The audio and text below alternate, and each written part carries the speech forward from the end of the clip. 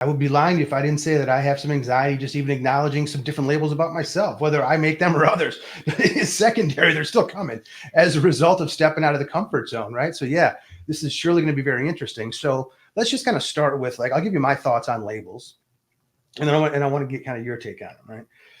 So so I've kind of got a love-hate challenge with them, because on one hand, I get very angry and frustrated about labels, and people, and both having labels applied to me, or even trying to reference myself as a label to be relatable, because I don't want to be limited, and I want to feel like I'm defined. Don't try to put me into a box, right?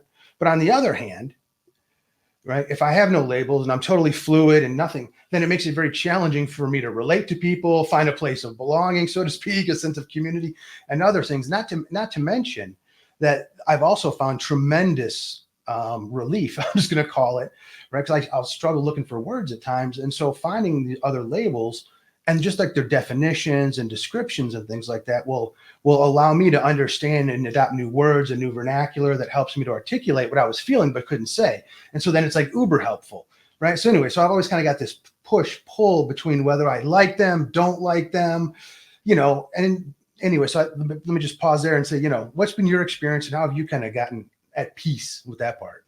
Yeah, I think there's a lot of folks that'll be able to resonate with that. And I think the big difference of what you're talking about, of the like or the not like, so to speak, you kind of touched on it. It's when a label is applied to you, when somebody else gives you that label and tries to indicate you are this, right? This is you, when you haven't selected, chosen, or told them. And I think a lot of times what happens in those instances is people are often weaponizing those labels as well, right? They're giving you the label of, and I'm sure we'll get down to some of this point, autistic. And they're doing it in order to weaponize it against you. Like, oh, you are different. These are the things. And trying to tell you and describe how you are to you, rather than trying to have that conversation, getting to know you. So I think, I'm not a huge fan of a label that's applied by another individual. That's just, it's my personal opinion. I think when we are going to, step into these labels or these personas or these areas of ourselves, and accept them as, part of our identity, I think the most important and critical piece is that we're choosing what they are and we're choosing what they mean, right? Not somebody else. As soon as you started to see that, I immediately wrote it down, because I think not just labels, but so many things in life, right? When things are applied to you, what's called against your will, or against or your desires, right? Versus you choosing them or telling them to be applied to you, right? It's two very different situations. But then when it's also weaponized against you, yeah, then that, that's like a double whammy, right? And you go, wait a second here, wait, hold up. This doesn't seem fair. There's no way of getting out of this. And that, once you fall into that weaponization of labels, so let's talk about that, because I know that I have been subject to the weaponization of labels. So let's talk about some controversial labels, maybe not controversial, but non-traditional labels that might make people awkward or uncomfortable when you're, around cocktail parties, that you would apply to yourself, for people to kind of recognize you and relate to you. Yeah. There's a whole handful of them, and I kind of laugh and chuckle every time, because I swear I add a new one, at least once a month. But I think the very first one that tends to be very controversial is the fact that I'm a witch, and I consider myself an eclectic witch. I'm also a psychic medium. I'm a high priestess. I'm a magician. I'm a Reiki master. I'm a healer. I consider myself a soul healer. I'm neurodivergent. I have ADHD. I'm a recovering alcoholic, and that's a big controversial thing. Sometimes people will get into a tiff around that one. I don't know that there's a single label that I would apply to myself that couldn't raise the hairs on a few folks, depending upon the audience that I was in. Yeah. Okay. And so that's so speaking of that, right? So that gets right into my point of, or I guess what I feel like is great about it is you take what works for you, right? And you kind of leave the rest.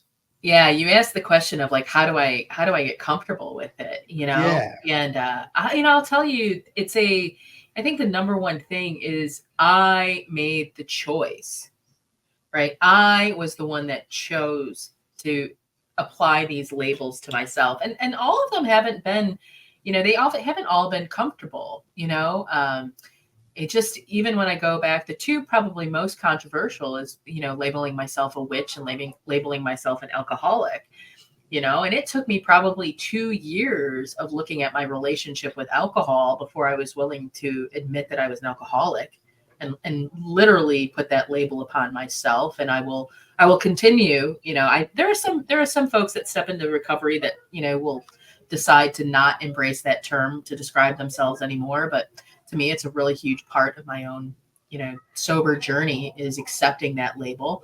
And then, from the witch perspective, this one's a really interesting one because myself, actually loves the thought of keeping it private, right? There's like a little bit of a secrecy and, kind of like fun with that secrecy and, ha ha ha, like, look at me, I'm a little witch over here, but it was about 1.5 years ago through like meditation and, talking with my own spirit guides and things of that nature, where they said, I'm sorry, you can no longer hide.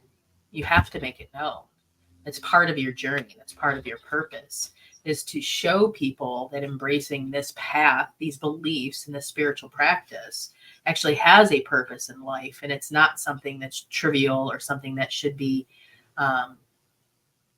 judged as being innately evil. And I still, even though it's been 1.5 years since I've stepped into that label in the public space, I still, even just as of 2 days ago, had somebody in my private messages, ridiculing me and chastising me. And then, it flips into this like prove it type of mentality, show me your true powers, you're a joke, and it's just, I think the most important thing with any label that we're going to choose is to know that the moment we do that, that means there are other people that have the ability to judge that label, and you have to be comfortable with allowing the judgment of others to roll off your back. Yeah. And I don't care what label it is. There's always going to be someone that is going to judge it. And you have to be able to let that judgment roll off your back.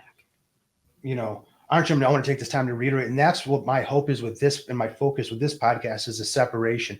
Because from here, we're not going to talk so much about what those labels are, right? Because that's not the purpose. The purpose, what we're wanting to talk about, right, is how to feel comfortable with those labels, how to find out whatever labels are right for you. What are the things, what are the challenges that you face in doing so? And also, what are the opportunities as well, though, right? And that's really what this conversation is about, right? It's not about trying to convert people to think one way or another. It's the exact opposite, right? This is about how to help people experience the freedom of thinking for themselves, right?